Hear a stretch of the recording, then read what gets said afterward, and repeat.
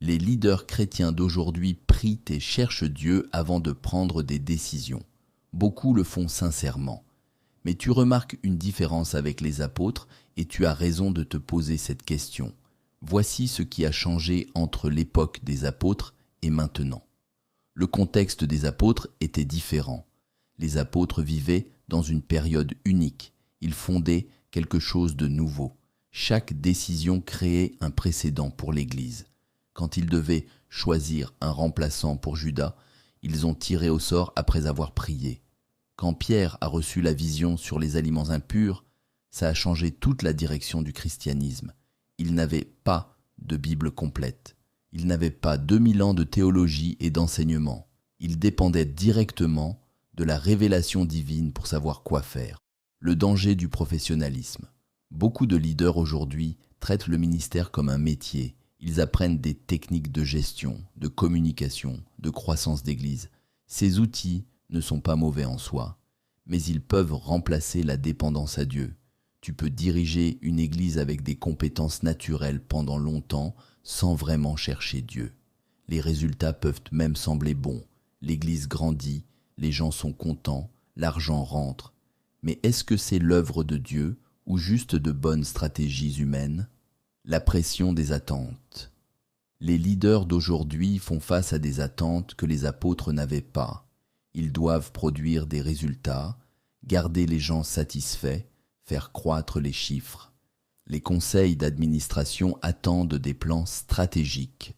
Les membres veulent des programmes qui répondent à leurs besoins. Dans ce contexte, attendre une réponse de Dieu peut sembler lent et incertain. C'est plus facile de regarder ce qui fonctionne dans d'autres églises et de copier ces modèles. Le manque de formation spirituelle. Beaucoup de séminaires forment des leaders en théologie et en administration, mais ils forment moins en discernement spirituel et en prière profonde. Les apôtres ont passé 3 ans avec Jésus à apprendre comment écouter le Père. Combien de leaders aujourd'hui reçoivent ce genre de formation ? La différence entre consulter Dieu et chercher sa direction. Certains leaders prient avant de décider, mais ils ont souvent déjà une idée de ce qu'ils veulent faire. Ils demandent à Dieu de bénir leur plan plutôt que de chercher son plan. Les apôtres faisaient l'inverse. Ils attendaient de savoir ce que Dieu voulait avant de bouger. Regarde Acte 13.